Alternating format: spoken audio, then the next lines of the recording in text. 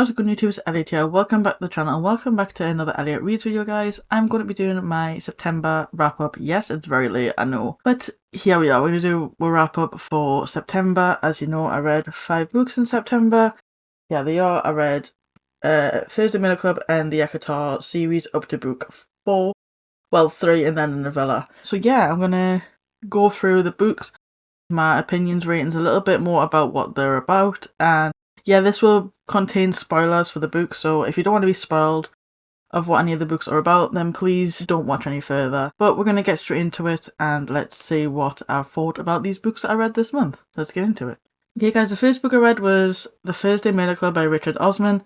This is about Retirement Village. In this retirement village there's a group of elderly people known as Elizabeth, Joyce, Abraham and Ron, and these all get together every Thursday to look at unsolved cases that have gone cold and try and see if they can figure out who done the murder, how it was committed, and how the person got away with it. One day the owner of the retirement village, Ian, decides to do an expansion on the retirement village, and in order to do this expansion he is going to have to destroy the church and cemetery beside the retirement home. So it causes a very big uproar. Obviously the retirement village are against it and everyone tries to petition for it not to happen, especially the priest who's the priest of that church there, and he knows most of the people who are buried there from when he started as priest at that church. So Ian is planning this expansion and he's been working with a guy called Tony Curran. Tony helps Ian with all the construction, all the landscaping, everything to do with rebuilding and expanding places. When Ian is planning to expand the retirement home, he finds a cheaper deal with someone who can do it for much cheaper than Tony can. So Ian's plan is to let go of Tony. So obviously he tells Tony that, look, I found someone cheaper who can do this way less than you're offering. And obviously Tony's not happy about this because they've been working together for years. They go way back, and then out of the blue he just cuts ties with him and doesn't let him into this new project. So obviously Tony threatens to kill Ian, and Ian doesn't take it seriously. He's just like, oh yeah, okay, I get it, you're angry, blah blah blah. So like Ian goes home and Tony goes home. They both go and try and cool off, and Tony is planning to go and kill Ian that night. Before Tony can even get to Ian, he gets unalived. News breaks out that Tony has been unalived, and of course the Thursday Murder Club are buzzing because there's actual murder happened on their doorstep, so they try and solve the case of who unalived Tony before the coppers do. They work with the police, obviously, because they start to gather information that the police don't have, so they start to work together. When the day comes for the expansion to happen, Ian shows up with the bulldozers and things like that, and obviously the retirement village don't want it to happen, so they all protest against it and chain themselves to the fence of the cemetery and things. While that's all going on, there's a bit of a confrontation happen, and then Ian gets injected with a substance that causes him to have a heart attack, and then he unalives. So now the police have to figure out who unalived Ian and who unalived Tony. Obviously Ian was under suspicion for Tony's murder. They never really found out if it was him or if it was someone else. The Thursday Miller Club do solve the mystery of who killed each one of them, which is really, really cool that they were actually able to solve that. Just these 4 old people just randomly solved them 2 murder cases, which was very bizarre. And yeah, they solved these cases, and yeah, I did not expect the twist of who it actually was who killed Ian. I had suspicions who killed Tony, and I was right. Tony's was more predictable, but Ian's wasn't as predictable as to who it was. You thought like, oh, it's them, it's definitely them, but then they throw the surprise twist at you who it actually was, and I did not expect it to be who it was, and it was just so good. It was a really, really fun read. I enjoyed getting to know the characters and their different personalities, just the way they would get information, just how they would play up to getting information, and just the tactics that they used to get this information that the police couldn't even get themselves, which is really, really funny. But yeah, really enjoyed this. He has got other ones in this series that I'm going to read. Well, it'll probably be after Halloween now because I've already started my Halloween reads. So it'll probably be after Halloween when I start the rest of the Thursday Murder Club series. Yeah, I really enjoyed this one. Highly recommend the read if you want a cozy, fun mystery. And yeah, give this one 4 stars. So that's the first book I read in the month of September. The second book I read was the first one in the Yakutar series, A Court of Thorns and Roses by Sarah J. Maas. And this is about Thera and her family who have fallen on hard times and society's shunned them, and they're pretty much near starvation. They haven't got a lot and they live in this little rundown cabin in the woods. And Thera has to go out hunting for their food pretty much every single day and every single night when their food runs low. So she goes to one of her usual spots. She sees a door and she's planning to obviously kill this door, but then she spots a wolf who is going for this exact same door as her. She's like, no, I spotted this first. But yeah, she shoots and kills this wolf with an ash arrow because she doesn't know if it's a fae who the humans hate. So there's the Fae world and the human world, all in this world of Perivian. Their worlds are separated by a wall. Humans are free to roam their side of the land, and the wolves, like the Fae, are free to run their side of the land. So it's very rare that they cross. But sometimes it happens, sometimes the Fae will get sent over to hunt down humans. So of course, the wolf that she did kill was actually a Fae. Another Fae comes demanding payment for the murder. But obviously in the treaty, it's a life for a life. But yeah, he's like, instead of a life for a life, if you come and live with me in my court, which is the Spring Court, then I won't kill you. You just have to come live with me and stay there with me, live the rest of your life with me. And she's like, okay, fine. As long as my family gets looked after, I'll agree to it. So he agrees to look after her family while she comes and lives with him at the Spring Court. When they get to the court, then Thera has to idle her time because she's there forever, basically now. So she's going to live there with Tamlin forever. So she learns how to paint. She does some painting because she's already an artist. So she does painting. Tamlin offers her to learn how to read because she can't read. So he tries to befriend her and tries to help her. Thera suspects that Tamlin is hiding things from her because he's talking about a sickness that is trying to cross over the lands, and he's trying to find a cure to stop this from happening because it could spread into the mortal lands, which is very, very bad. So it could spread into all of Perivian plus the mortal lands within Perivian. So she starts to worry about her family because they're mortal, and she worries that this is going to get to them. So she asks Tamlin to put them into hiding and to protect them as much as he can. And he agrees, so he puts them up in a nice manor, gives them all the riches and all the food that they could ask for. And it's in a safe location, which is patrolled daily and nightly by his guards that he sends there. Thera starts to relax a little bit, and while Tamlin's trying to find ways to cure this sickness that's like infiltrating the lands, him and Thera become pretty close, and she starts to warm up to Tamlin when she figures that he's quite a nice guy. He's actually a really nice guy and really caring and really cares about her and her family and for them to be able to live a comfortable life. And when Solstice Festival comes around, in the midst of the celebration, they sneak off and they share a kiss with each other. But yeah, while the Solstice celebrations are going on, Amarantha sends one of her little minions called Rhysand, and he tries to gather information on Thera, but Tamlin begs him not to tell Amarantha about Thera. He makes threats and promises towards Rhysand, and Thera actually gives Rhysand a fake name of who she actually is. Rhysand takes that information back to Amarantha, and then unfortunately they go for that human who Thera said she was and kills her and her family. So that's not very nice, but that happens. So Tamlin sends Thera home because he feels that she'd be more safe, where he can send patrols and she'd be with her family in case anything happens, because Rhysand knows she's in the Spring Court. He doesn't know where the family or that Tamlin have hid, and while she's back home, she stays there for a few weeks, and things happen while she's there with the Spring Court and around the Spring Court, and Thera has like a feeling that something's gone wrong, and she feels it in her gut that something's not right. So she goes back to the Spring Court and finds it in ruins, and it's nearly empty. The only person that's there is Alice, the servant. So Alice tells Thera that Amarantha sent her guards to get Tamlin, and he has been taken under the mountain in Amarantha's court where she resides. So Thera asks Alice to take her to this mountain so she can go in and rescue Tamlin. But unfortunately, Thera gets caught when she goes to this mountain to try and rescue Tamlin. Amarantha says in order to free her and the Spring Court, she has to take part in 3 trials or solve a riddle at any time, and the court and herself will be free immediately. She can't figure out the riddle for quite a long time, so obviously she has to go through with the trials because she can't figure out the riddle.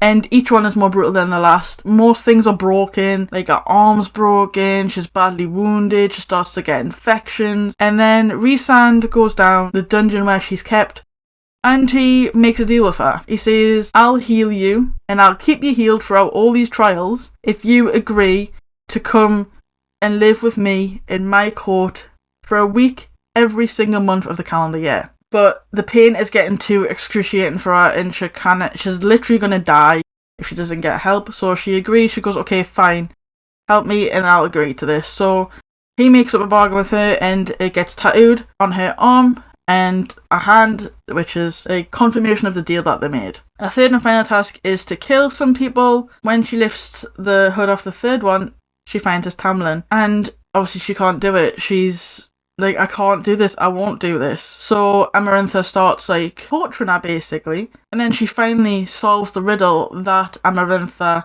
gave her.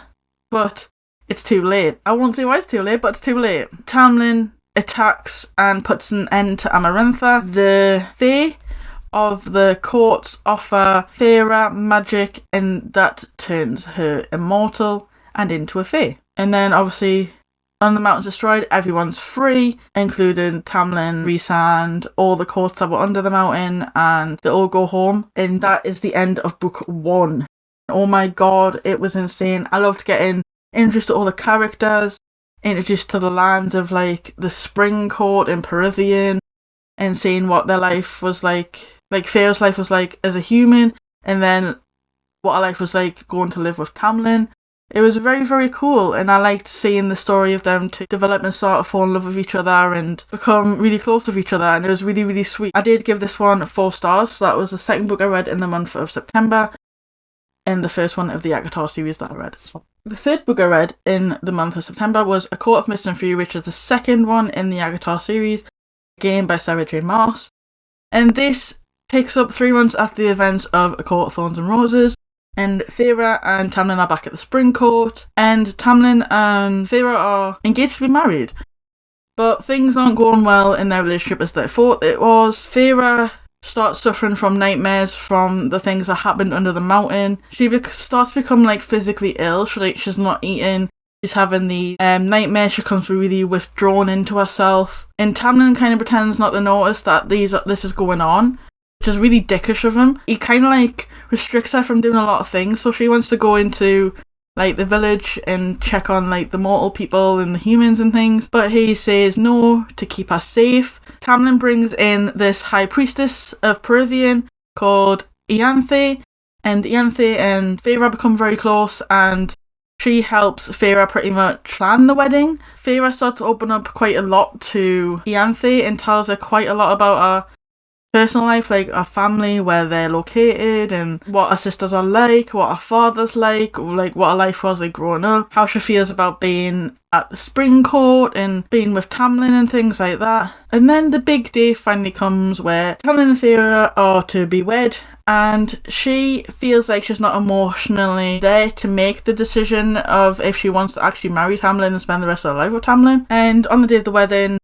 she kind of like has this She kind of like screams in her mind for like someone to save her, and because she made this bargain with Rhysand and it connected them together, he can hear her thoughts. So he can hear her begging for someone to help her. So he goes to the Spring Court and goes, right, it's the day of your week to come with me for the month. So it's on your wedding day, but YOLO. And he takes Feyre to the Night Court, obviously with like a lot of like Tamlin being like, no, what you doing? It's our wedding day. Why are you taking her now? Can you not postpone it for after the wedding and blah, blah, blah. And he's like, no, it's the day that I've decided to come and this is the day I'm taking her. So suck it up, buttercup. So he takes her to the Night Court where he is the High Lord of, but she still feels like Rhysand is a bit of a twat. She doesn't really trust him, and she is just doing this to obviously hold up her end of the bargain. Rhysand feels that she has some sort of power and abilities. While she's there at the Night Court, he tries to help her to learn how to read and to help shield her mind and make it stronger, so no one can read her thoughts and no one can manipulate her thoughts into believing things that they want her to believe. So they do that training while she's there for the week, and then Rhysand tells Feyre information about Ianthe and her past, and that she can't be trusted, and that war is coming from the King of Hybern, who hates the mortal realm, and he plans to break down the wall that separates the mortal lands and the Fey lands to basically reclaim the mortal lands. But the only thing that's standing in the way is the other courts in Perithian. Rhysand wants to know if Tamlin will fight beside the Night Court if the war with Hybern happens. While Feyre is there, they learn that the Hybern king is trying to find bits of an enchanted cauldron that will break down the wall between the lands to destroy the mortal lands. And Rhysand and his crew and Feyre want to try and stop that from happening. Feyre returns to the Spring Court after her week is up with Rhysand. While she's at the Spring Court,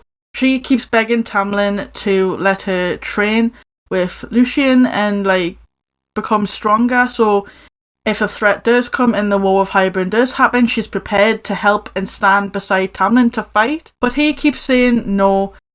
Even though his right-hand man Lucien is saying it would be a good idea, that should be taught because we might need her on the battlefield. She might need to help us if this war does happen. And then a threat happens on the outskirts of the Spring Court, so Tamlin goes to investigate that. Feyre's like, well, if you're not going to let me train, then at least let me come with you to help you with this threat. But of course he says no still, and he locks her in an air shield in the house, which obviously causes a PTSD to really come into effect. She just feels claustrophobic. Her PTSD comes out. She has a mental PTSD breakdown because of that time under the mountain. It all just comes flashing back to her. So she just goes mental. And then obviously Rhysand can feel it through the bond. So he comes and rescues her with Mo, and they take her back to the Night Court. So she's there for a while. And she kind of makes the decision that Tamlin isn't as nice as she thought he was. He doesn't really care about her as much as she thought he did. So she doesn't want to go back to Spring Court. She doesn't want anything else to do with Tamlin. So she stays with Rhysand, and he introduces her to Velaris, the city of Starlight, which has been untouched because Amarantha didn't know it existed. No one knows it existed apart from Rhys and his inner circle. While Rhysand has took her there, he introduces her to the inner circle, and she meets Cassian, Israel and Amren, and they're all really sweet, and I love them all very much. While this is all going on, while she's at Velaris, they figure out that the King of Hybern has been ransacking temples to find bits of the cauldron to put it back together so he can use it to break down the wall of the mortal and Feylands. And they find out that there's a book that they can use to nullify the powers of the cauldron. So they are trying to find this book. To these two books being split into two places.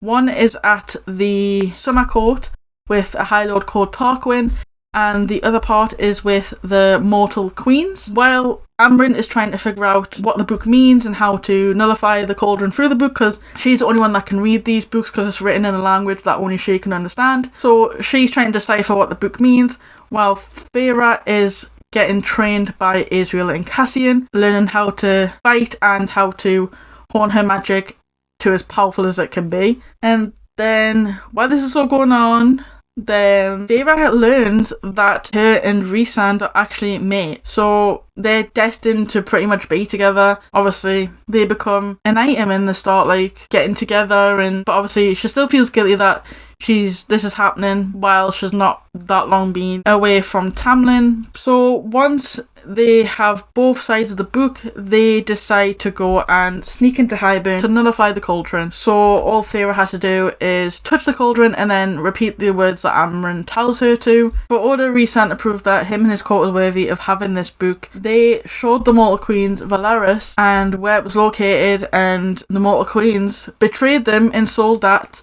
information to Highburn in order to become immortal by using the cauldron. So the king agreed for the bargain with the Mortal Queens that if they give them the information of Rhysand's location, that they would become immortal by using the cauldron. And they decide to go to Highburn to nullify the cauldron, but they get caught by the king, and it turns out that Ianthe also sold out Thera's sisters to the king in order to prove to the queens that the cauldron to turn them immortal is safe. He uses Thera's sisters and turns them into Fae. And the only way Thera knows that she can save her sisters and Rhysand and his inner circle is to pretend that she's starting to remember who Tamlin was and her time with Tamlin. So she starts to pretend to be like, oh my god, Tamlin, I love you. You're the one that I want to be with. He tricked me into believing that he was the one I needed to be with, and asked the king to end her bargain with Rhysand. But obviously they don't know that they're mates, so they still have a bond. The king of Highburn and Tamlin don't know that, so he just thinks he's breaking the bond between them, where she has to go to the court of nightmares for a week every month. So he breaks that bond, and then she goes back with Tamlin to the Spring Court. Then Rhysand and his crew get out, and he takes Thera's sisters with him and then puts them into hiding. And that's where this book ends. Wow, it was just so good. I just loved the relationship development between Rhysand and Thera. It was so sweet, and like getting introduced to his inner circle, like Azriel, Cassian, Mor and Amren. They are really cool characters. I loved every single one of them. I love like just like the build up of like them showing Thera Velaris and how beautiful the city is, and how they've managed to keep it a secret for so long, and then all this betrayal happening within the book. And it's just, oh wow, it was such a good book. I really enjoyed this one. It was a chunky one, so it took us quite a long time to read it, but oh my god, such a good book. I really enjoyed this one. So good. I enjoyed it more than the first one. I gave this one 5 stars. Thoroughly enjoyed this one. Very, very much enjoyed this one, so I highly recommend that. But this is the third book that I read for the month of September, and the second one in the ACOTAR series. Okay guys, the fourth book I read was A Court of Wings and Ruin by Sarah J. Maas, which is the third book in the ACOTAR series, and the fourth book I read for September. So this follows Thera back at the Spring Court with Tamlin, and she's still putting up the facade that she is a damsel in distress and she needs the help of Tamlin from the big bad Rhysand of the Night Court, and kind of tries to infiltrate Tamlin and his court and tries to like make it shatter from the inside out, so people will not trust Tamlin and his court will start to fall apart. So she's trying to do that while also gathering information of Highburn's plans for the war and where Tamlin stands between the courts for the war, if he's going to side with the Night Court and all the other courts, or if he's going to fight beside Highburn. So while Thera is there trying to infiltrate Spring Court, a lot of things happen that make the Spring Court start to not trust Tamlin, and they start to slip away from him slowly, including his right-hand man Lucian. So one day when Thera decides that she's done her job and the court's starting to slowly fall apart, she wants to go back to Rhysand and the Night Court, so she decides to leave, but then she sees Ianthe assaulting and abusing Lucian, so she uses her mind powers to make Ianthe smash her own hand with a rock and then forget how it happened. Her and Lucian run and they get back to the Night Court, but obviously not without difficulties, but they finally make it back to Velaris, and her and Rhysand are finally reunited. Her sisters are in Velaris with Rhysand and his inner circle, so she goes and visits them. Obviously Nesta is very angry that she's now a Fae, and Elaine has kind of just gone in a depressive state and just become a shell of herself, because she was actually meant to be marrying a human. Now she can't, because obviously, like I said, the human race hates the Fae race. They learn, because her sisters were made by the cauldron as Fae, that they must have some kind of power like all the other Fae high lords and things do, because they are made by such a powerful cauldron. So they ask Nesta and Elaine if they are willing to help fix the holes in the wall, stop it from being shattered, and stopping Highburn's forces from coming in through a hole in the wall. So they agree, and Amren is trying to figure out how they can fix these holes in the walls, while Cassian and Azriel are teaching Feyre how to fly and how to fight in combat in case she needs it for when the war comes, because Rhysand doesn't restrict her from doing anything. If she wants to fight, then he will let her fight. But they learn, obviously, that the cauldron is going to be used to knock down the wall. So they're trying to figure out how to stop that from happening and see if there's another way to get to the cauldron without being caught again. But in case that doesn't go to plan, Rhysand and Feyre are trying to gather other courts to fight along beside them in the war with Hybern, trying to convince these courts that it should be with them that they stand and not with Hybern. So it's them trying to recruit as many people as they can before Hybern comes to attack. But yeah, while they're trying to figure out a game plan and strategy of how to attack Hybern before they attack them, they feel like a power pass over the land, like a wave of power pass over land, and that's when they discover that they're too late and Hybern has used the cauldron to break down the wall. Hybern starts to bring their soldiers to march and try and go for each of the courts to bring them down, and obviously all the other courts who have banded together tried to fight against them and stop Hybern altogether and stop the king to try and kill him. While the war's going on, Amren and Feyre get to the cauldron. Someone betrays them. Nesta comes face to face with the king of Hybern, and Elaine actually comes up behind him while he's distracted by Nesta and kills him. Feyre realises that the cauldron that's been shattered now needs to be restored, so she uses her power as well as Rhysand's power to get the cauldron back together. But it takes too much on Rhysand, and unfortunately something bad happens to Rhysand. Feyre has to beg all the other High Lords to come together to give a piece of themselves like they did for her to help Rhysand. And once Rhysand has been saved, they hide the cauldron so it cannot be used ever again. And then they call a meeting to discuss a new treaty to be made between the courts and the mortals, and then they'll return to Velaris. And yeah, that pretty much is it. Wow, it kind of fell flat halfway through. I kind of got bored halfway through. I enjoyed the build up to the war and things, and I enjoyed like training sessions with Cassian and Azriel, and seeing our bitchy side to like plot against taking the Spring Court down and things like that, and how far she will actually go to save Velaris and keep Rhysand and her people safe. Like I said, I got bored to the build up to the war, but when the war started happening, oh my god, the action in this, when the war started going on and things started going wrong, war started happening, oh my goodness, it was just like, whoa. It didn't need to be 600 odd pages, like nearly 700 pages. It didn't need to be that long for it. That's why I got bored, because it was so long. It was just drawing this war, building up out and out and out and out.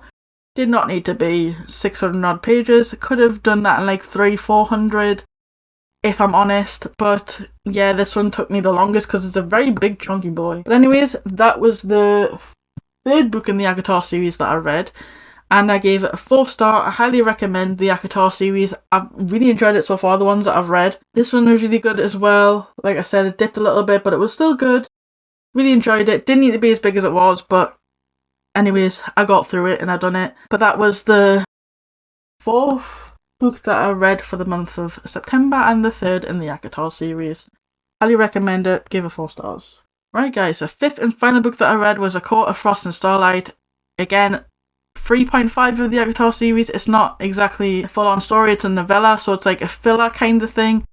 So this follows the group in Velaris in the midst of winter solstice, and it's basically that kind of version of Christmas, I can imagine. because it's like happens in winter and they give each other presents. So I'm kind of thinking it's like kind of their version of Christmas. So yeah, that's pretty much all it is. It's just like a nice little filler of Solstice. Not really much happened. I mean, Nesta has kind of gone into a cocoon of herself after the death of her father. And she's like kind of withdrawn herself from the group, and she lives in like a dingy apartment by herself. And Elaine's starting to come out of her shell, and she's starting to get over like the heartbreak of not being able to marry a human fiance. But she's starting to come out of her shell a bit more. She's starting to perk up a bit. She's starting to get back to her old self. She's baking. She's like helping in the kitchen and things. And yeah. But they're both really worried about Nesta, obviously. But yeah, they're basically just having a rest after the war before they start like putting the treaty and rebuilding the lands that got ruined during the war. But for now, they're just kind of relaxing and trying to enjoy Will of Solstice. And yeah, that's pretty much it. To be honest, I don't think we really needed this novella. It didn't really add anything. It didn't really bring anything to the series. It was kind of just like a filler. It really didn't need to be a thing. I don't know why she made a novella like this, because it doesn't bring anything. It doesn't add anything to the story. So gave it 3 stars. Didn't really connect with it. I mean, it was tiny, so it didn't take as long to read it. I think I read it in like 2 hours, but that's pretty much it. That's the 5 books that I read for the month of September. Sorry this video has been really long. I like to ramble about things. I was really passionate about the series. I really enjoyed it, guys. Very, very good. Really enjoyed the Court of Thorns and Roses series. Really enjoyed the Thursday Mailer Club. Really enjoyed them all. But like, I really got attached to that guitar series, and I can't wait to read more. But I'm going to kind of give myself a break from the guitar series, because reading one after the other kind of like frazzled my brain a bit. Obviously with them books being quite chunky, it took me longer to read them and get through them, especially when there was a dip in the 3rd one, which I was like, ooh, kind of like, oh, don't know if I can get through this, but I did. That is the 5 books that I read in the month of September. And I hope you enjoyed me rambling on for probably like 20 million years, guys. Yay! But anyways, I hope you guys enjoyed this one. If you did, don't forget to smash the like button down below. Subscribe to the channel if you want to catch you guys in the next video. See you guys tonight. Welcome to the video.